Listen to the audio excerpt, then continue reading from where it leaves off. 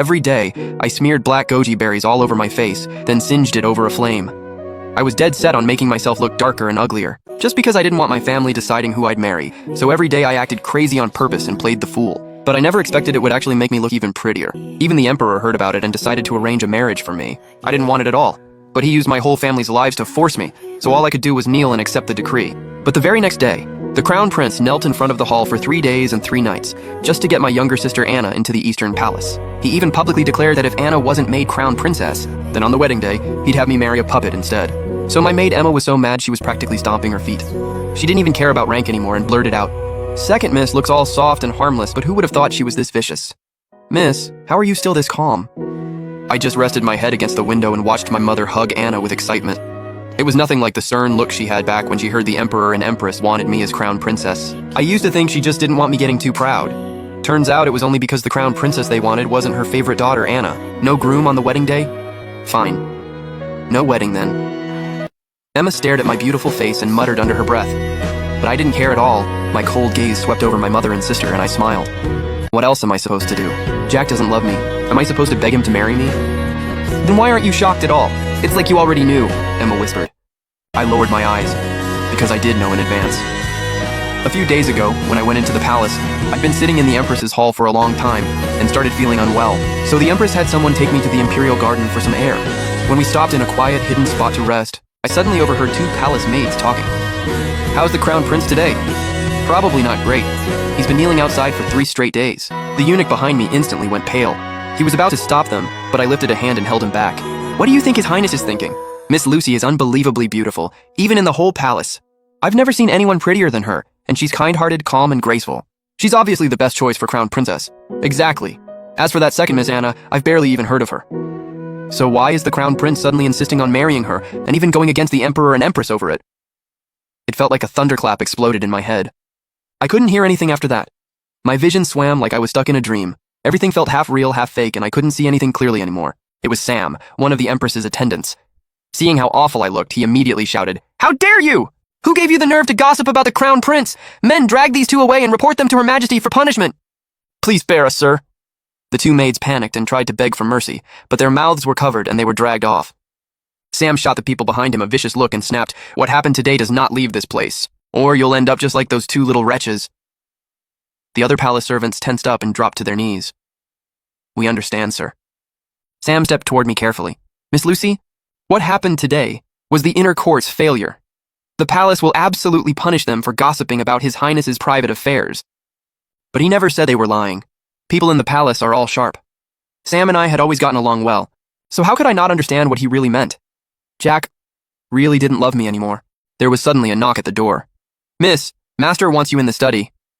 In the study, my father and I sat facing each other. Thin white smoke curled through the room, blurring my expression. My father said, "Lucy, I've known since you were little that you're broader-minded than most girls. I never held you back from reading. If anything, I often taught you the ways of the court and official life. Do you remember what it means, as a subject, to advise without slander, and to leave without resentment?" I froze for a second, then answered, "It means a subject may offer advice face-to-face, but not mock behind someone's back. They may walk away, but not hold a grudge." My father looked at me with approval. "That's right. The Emperor and Empress have treated you well. You must remember your place. You must not resent the Crown Prince over this." I let out a cold laugh. "Your daughter understands." "So in your eyes, I'm really that unreasonable?" Hearing that my tone hadn't changed, my father's voice softened a little. "As long as you don't think that way, I'm relieved. No one knows why the Crown Prince did this, but as long as a Crown Princess comes from the Z family, it's still a blessing for our house." I understood exactly what my father was thinking. No matter whether the future Crown Princess was me or Anna, the Z family would still be backed by the royal family. As long as the royals protected us, the Z family could thrive for generations. But I still couldn't accept it. In his eyes, my future would always matter less than the family's prospects. Just like in my mother's eyes, Anna would always be more lovable than me. A light rain started falling outside. When I stepped out of the study, a chill hit me straight in the face. My personal maid Emma had been waiting for me. She hurried over and draped an extra layer over my shoulders. "Miss, let's head back first. It looks like it's really going to pour tonight." I looked up at the dark, cloud-covered sky and suddenly said, "Emma, come out with me for a walk." Emma hesitated for a second, but she didn't try to stop me. She just held up the umbrella and followed me out. My pride wouldn't let me go cling to Jack and make a scene. Over the past few years, I had already realized the feelings between us were fading. But after being childhood sweethearts for over a decade, I still felt like I needed an answer, or at least one last chance for us. When I got to the Eastern Palace, the gatekeeper didn't welcome me in right away like he used to. Instead, he said stiffly, "Miss C, please wait here a moment while I go ask His Highness." I wasn't upset by his attitude. I just gave a small nod. "Sorry to trouble you." Emma looked like she wanted to say something. I said lightly, "Quiet." After a while, the gatekeeper came back out. "Miss C, this way." I had been here countless times before.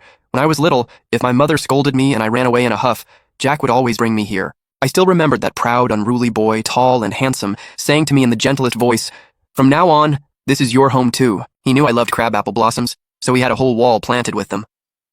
In the soft spring weather, the flowers drooped like jade, swaying in the breeze, delicate and bright red.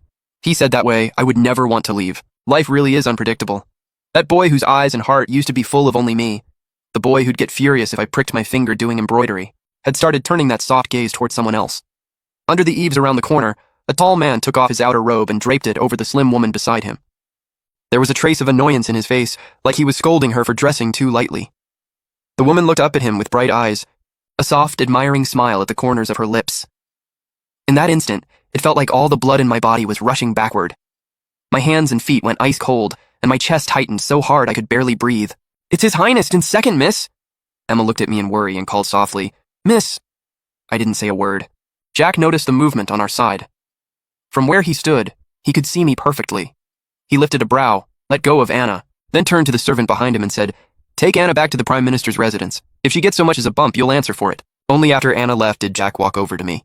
He looked right at me and said, "I don't want Anna to misunderstand, so Miss Lucy, you'd better avoid running into her." I laughed bitterly to myself. This was the first time Jack had ever treated me like this. In the quiet side hall, it was just the two of us. The incense smoke curled slowly upward as Jack lounged in the high seat and said lazily, "Miss C, what exactly did you come to tell me?" His cold tone made a dull ache spread through my chest. "I heard your highness is going to marry Anna." Jack played absent-mindedly with the tassel at his waist. "If that's what you came here to talk about, then there's no need. The decree's already been announced to the whole world." I picked up my teacup, trying to steal a little warmth from it, but it didn't help at all. I forced myself to ask, "Why?" Jack looked at me with dark eyes full of boredom. "Maybe because Miss Lucy is just too boring. Anna's livelier, cuter too." The rain outside came down harder and harder, slamming against the windows like it wanted to break through. The wind howled wildly, low and eerie. After who knew how long, I finally said softly, "I understand now." Emma and I walked out of the Eastern Palace. The rainwater below the steps was already deep enough to cover a person's calves. "What do we do now? Maybe I should go back in and borrow a carriage."